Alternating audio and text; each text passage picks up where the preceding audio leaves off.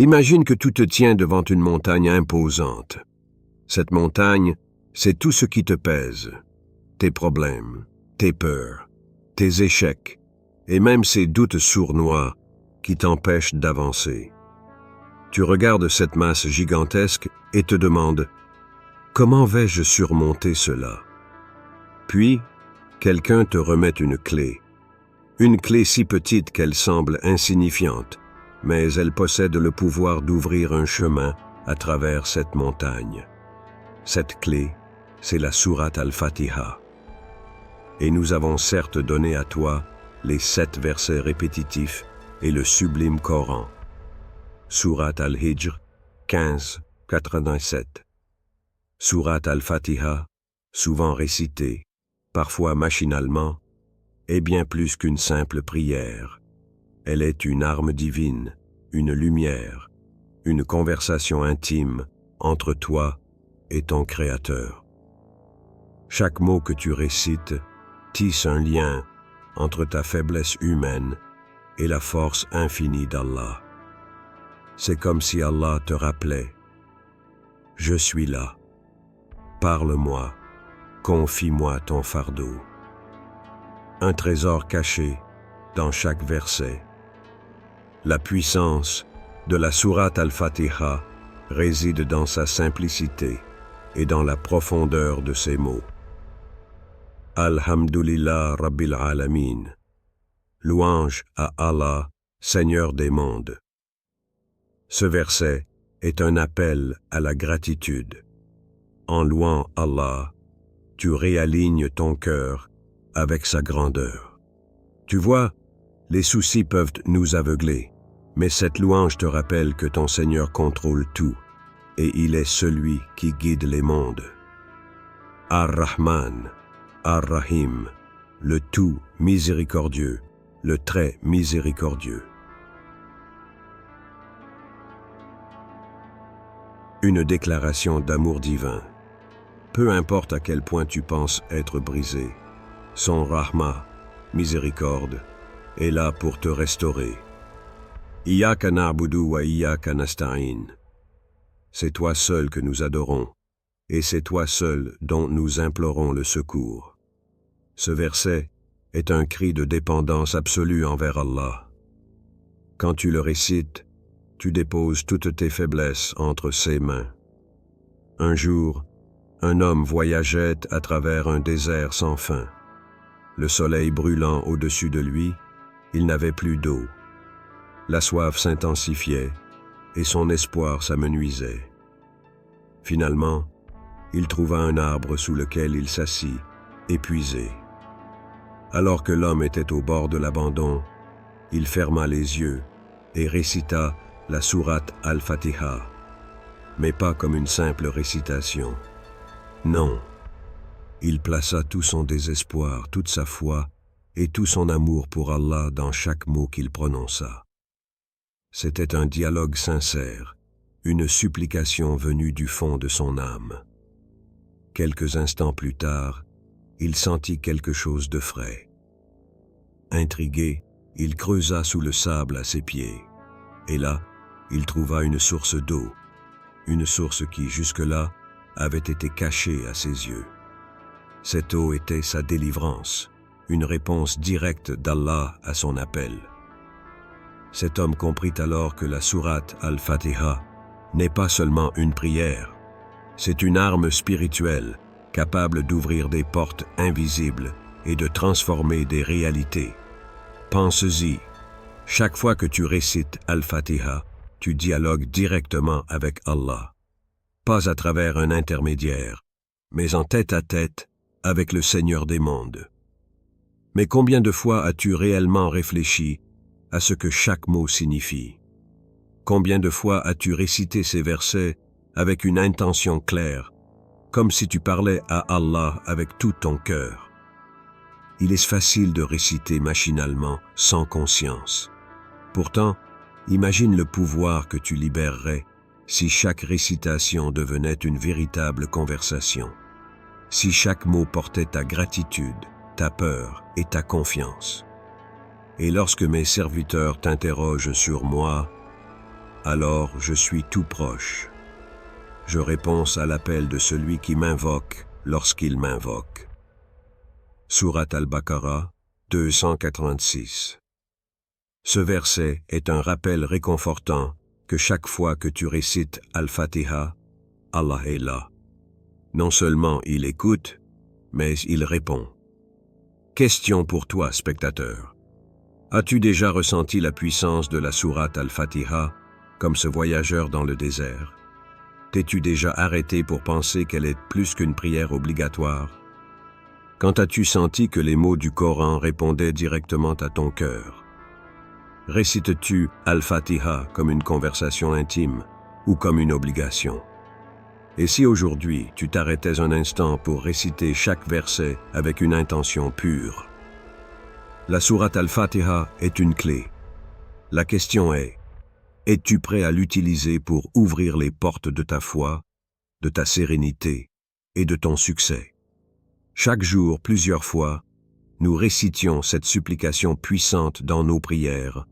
Guide-nous dans le droit chemin, le chemin de ceux que tu as comblés de faveur. Sourate Al-Fatiha 1-6-7. Mais t'es-tu déjà arrêté pour réfléchir à ce que cela signifie vraiment? Est-ce simplement une demande de ne pas tomber dans l'erreur ou de s'écarter des péchés? Ou est-ce bien plus que cela? La vérité est que ce droit chemin ne se limite pas aux règles visibles ou aux décisions apparentes. C'est un chemin profondément spirituel, un voyage intérieur de transformation et d'élévation. C'est un appel à grandir, à mûrir, à te rapprocher d'Allah à chaque étape de ta vie. Ce chemin que nous demandons à Allah est celui des élus, des prophètes, des justes, et de ceux qui ont atteint une sérénité profonde par leur proximité avec leur Seigneur. Mais qu'est-ce qui définit ce chemin? Réciter ces mots sincèrement, c'est demander à Allah de dissiper les nuages de confusion qui obscurcissent nos pensées. C'est comme tenir une lampe dans une nuit sombre. Peu importe la complexité de ta situation, Allah éclaire ce qui semblait impossible à voir. Le droit chemin ne commence pas à l'extérieur, il commence dans ton cœur. C'est un voyage d'autoréflexion et de remise en question. Suis-je fidèle à mes valeurs? Mes intentions sont-elles pures? Suis-je sur le chemin qui me rapproche réellement d'Allah? Cette supplication est aussi une invitation à agir avec sagesse. Allah te guide en mettant devant toi des opportunités et des choix. Mais la clé est de prendre ces décisions en harmonie avec sa volonté, avec humilité et foi. Le prophète Muhammad, paix et bénédictions sur lui, a dit « Les cœurs des enfants d'Adam sont entre deux doigts des doigts du tout miséricordieux, et il les tourne comme il veut. » Sahih Muslim. Un jour, un compagnon du prophète PSL était plongé dans le doute. Il se trouvait à un tournant de sa vie, confronté à des décisions qui semblaient insurmontables. Doit-il partir pour une expédition? Doit-il consacrer plus de temps à ses proches? Comment pourrait-il savoir ce qui plairait le plus à Allah? À chaque prière, ce compagnon récitait Al-Fatiha avec une concentration totale, particulièrement ces mots. « Guide-nous dans le droit chemin ». Il récitait avec l'intention sincère d'être guidé, pas seulement dans ses actes, mais dans son cœur.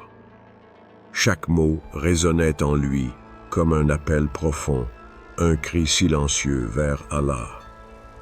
Après plusieurs jours de prière et de réflexion, il se rendit compte que les réponses qu'il cherchait lui étaient offertes dans les moments les plus ordinaires.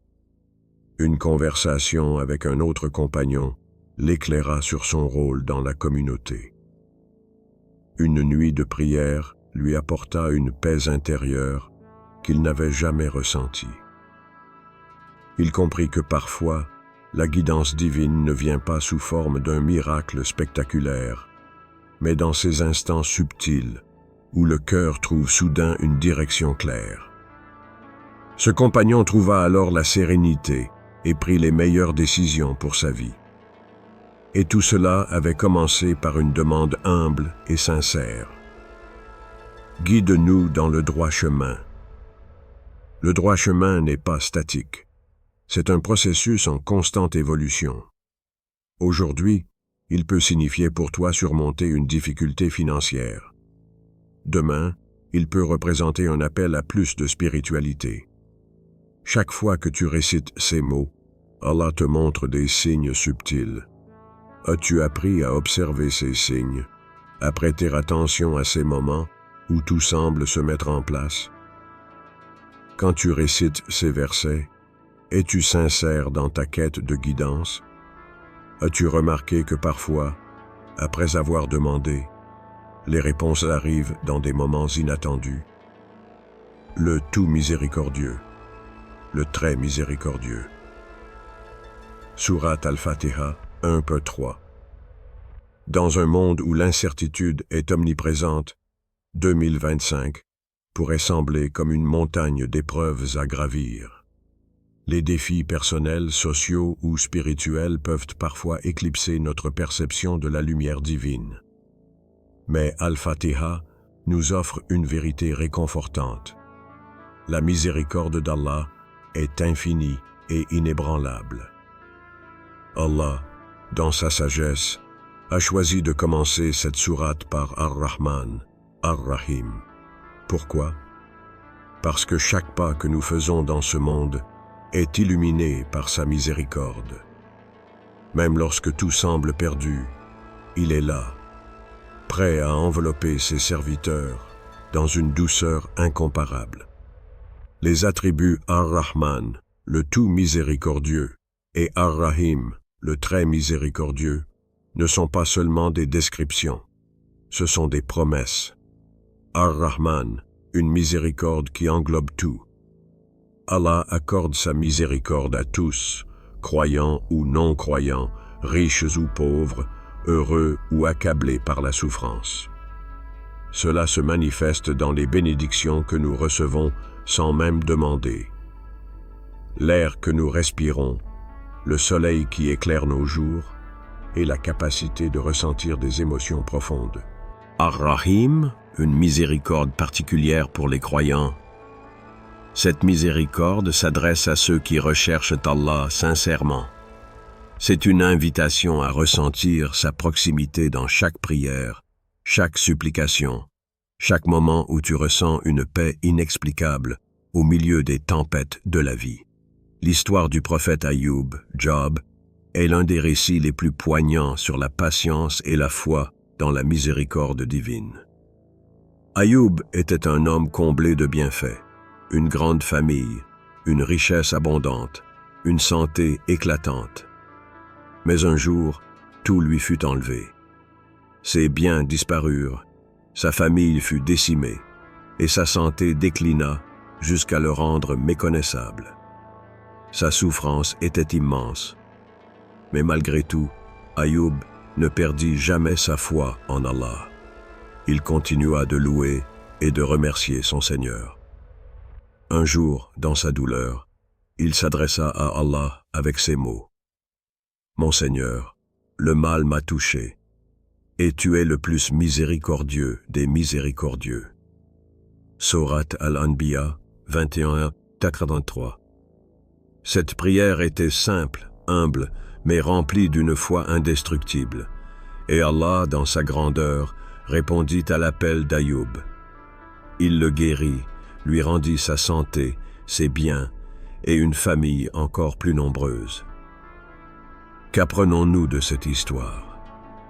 Peu importe l'ampleur de tes épreuves, la miséricorde d'Allah est plus vaste. Même lorsque tout semble sombre, il ouvre une porte vers la lumière. Alors que nous nous approchons de 2025, les défis pourraient sembler s'accumuler. Mais si nous gardons en tête la miséricorde d'Allah, chaque difficulté devient une opportunité de grandir. Les épreuves sont des tests, mais elles contiennent aussi des bénédictions cachées. Elles nous rapprochent d'Allah nous aident à voir le monde avec plus de gratitude et nous enseignent des leçons que nous n'aurions jamais apprises autrement.